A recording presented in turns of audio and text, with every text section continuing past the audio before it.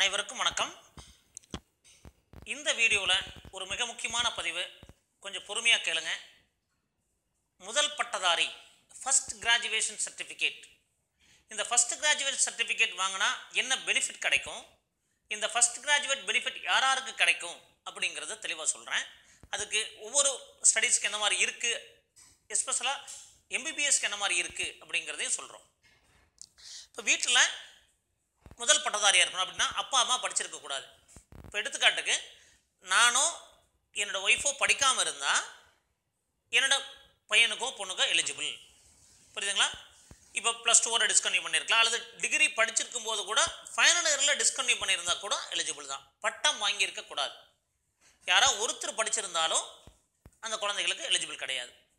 இப்போ இன்னும் அடுத்த சந்தேகம் வரலாம்.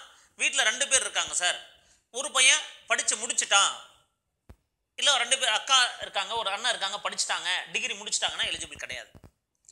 இப்போ ஒரு அண்ணா படிச்சுக்கிட்டு இருக்காங்க, புரியுதுங்களா, படிச்சுட்டு இருக்காங்க, ஆனால் அவங்க ஃபார் எக்ஸாம்பிள் இன்ஜினியரிங் படிச்சுட்டு இருக்காங்க, அவங்க இந்த எலிஜிபிள் வாங்கியிருந்தாங்க அப்படின்னா, ஃபர்ஸ்ட் கிராஜுவேட் பெனிஃபிட் அடைஞ்சிருந்தாங்கன்னா 2வது பையனுக்கு கிடையாது.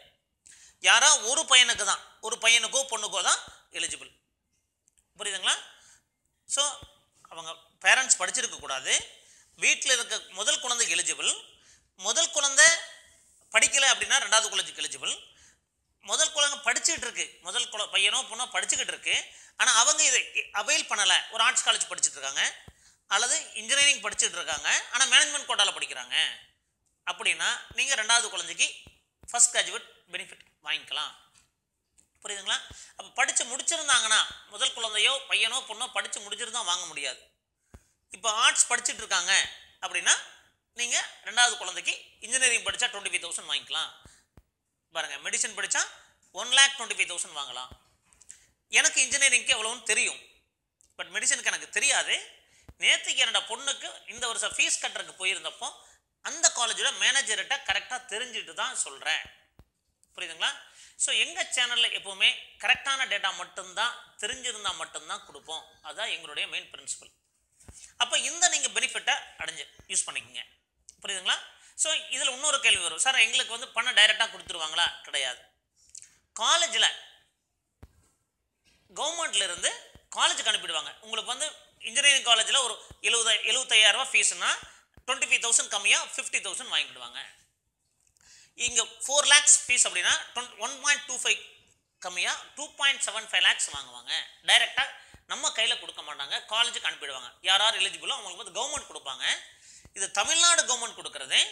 இது டீம்டு யூனிவர்சிட்டிக்கு எலிஜிபிள் கிடையாது. புரியுதுங்களா? மேனேஜ்மெண்ட் கோட்டாவில் படித்தா எலிஜிபிள் கிடையாது. புரியுதுங்களா? ஆர்ட்ஸ் காலேஜுக்கு எலிஜிபிள் கிடையாது. Professional courses BE, MBBS, BPSc, BSc agri, இந்த மாதிரி ப்ரொஃபஷனல் கோர்சஸ் படித்தவங்க படிக்கிறதுக்கு முதல் பட்டதாரியாக படிக்கிறாங்கன்னா இதை யூஸ் பண்ணிக்கலாம். எதுக்காக? கவர்மெண்ட்டில் முதல் பட்டதாரி ப்ரொஃபஷனல் கோர்ஸ் படிக்கிறதுக்கு ஒரு ஹெல்ப் பண்ணுறதுக்காக கொடுக்குறாங்க. அடுத்த இன்னொரு முக்கியமான கொஸ்டின், சார் இன்கம் சர்டிஃபிகேட் வேணுமா? இன்கம் எவ்வளோ இருந்தாலும் பிரச்சனை கிடையாது. ஒரு எடுத்துக்காட்டுக்கு சொல்கிறேன் உங்களுக்கு. ஒரு +2 முடிச்சிருக்காரு, ஒரு கவர்மெண்ட் ஜாபில் இருக்காரு அப்படின்னா இன்கம் எவ்வளோ இருந்தாலும் பிரச்சனை கிடையாது. ஒரு 3 lakhs வாங்குறாங்க, இல்லை 3.5 lakhs இருந்தாலுமே பிரச்சனை கிடையாது. First graduate eligible. புரியுதுங்களா? அப்போ இதோட மெயின் பிரின்சிபலே, வீட்டில் முதல் பட்டதாரியாக இருந்தால் கண்டிப்பாக வாங்கலாம். ஸ்டேட் கவர்மெண்ட் கவுன்சிலிங்கில் இன்ஜினியரிங்காக இருந்தாலும் கவுன்சிலிங்கில் வரணும், மெடிக்கலாக இருந்தாலும் கவுன்சிலிங்கில் வரணும், அக்ரியாக இருந்தாலும் கவுன்சிலிங்கில் வரணும், மேனேஜ்மெண்ட் கவுன்சிலிங்கில். ஸோ கவுன்சிலிங் கோட்டா இந்த 4 lakhs கேட்டகரியில் வரணும். இன்ஜினியரிங்காக இருந்தால் அந்த 55,000 75,000 கேட்டகரியில் வரணும். புரியுதுங்களா? டொனேஷன் கொடுத்து போகிற கேட்டகரியில் கிடையாது. அப்போ இது ஒரு நல்ல ஒரு ஸ்கீம். இதை நீங்கள் இன்னொரு டவுட்டு, சார் இப்போ நான் சர்டிஃபிகேட் இப்போ வாங்கலை சார், பரவாயில்ல, நீங்கள் கவுன்சிலிங் அட்டன் பண்ணுங்கள். நீங்கள் காலேஜில் ஜாயின் பண்ணும்போது இந்த ஃபர்ஸ்ட் கிராஜுவேட் சர்டிஃபிகேட் வாங்கி கொடுத்தீங்கன்னா கண்டிப்பாக காலேஜில் அக்செப்ட் பண்ணிக்குவாங்க. புரியுதுங்களா? உங்களுக்கு பெனிஃபிட் கிடைக்கும். அப்போ இந்த ஆப்பர்ச்சுனிட்டியை மிஸ் பண்ணிடாதீங்க. அடுத்து பார்த்தீங்கன்னா இன்னொரு ஸ்காலர்ஷிப் இருக்குது, எஸ்சி, எஸ்சிஏ, எஸ்டி.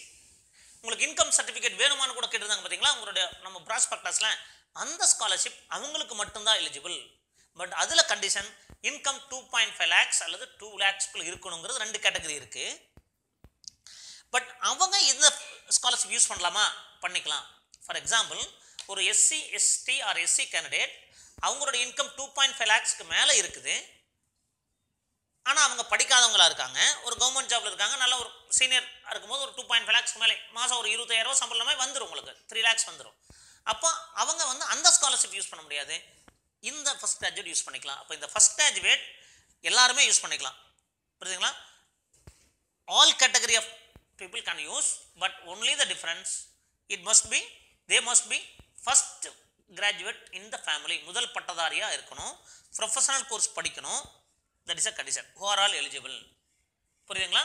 நமக்கு கையில் காசு கொடுக்க மாட்டாங்க, காலேஜ் அக்கௌண்ட்டுக்கு கொடுத்துருவாங்க. இது தமிழ்நாடு கவர்மெண்ட் கொடுக்கறது, புரியுதுங்களா? மேனேஜ்மெண்ட் கோட்டாக்கு எலிஜிபிள் கிடையாது, டீம்டு யூனிவர்சிட்டிக்கு எலிஜிபிள் கிடையாது. இதை தெளிவாக தெரிஞ்சுக்கங்க. இந்த மாதிரி நல்ல தகவல்களை, சரியான தகவல்களை எங்கள் சேனல் உங்களுக்கு கொடுத்துக்கிட்டே இருப்போம். இந்த வீடியோ உங்களுக்கு பிடிச்சிருந்ததுன்னா சப்ஸ்கிரைப் பண்ணுங்கள், இந்த வீடியோவை நீங்கள் ஷேர் பண்ணுங்கள். கண்டிப்பாக மீண்டும் ஒரு நல்ல தகவலுடன் அடுத்த ஸ்காலர்ஷிப் பற்றி உங்களுக்கு தெளிவாக சொல்கிறேன். நன்றி, வணக்கம்.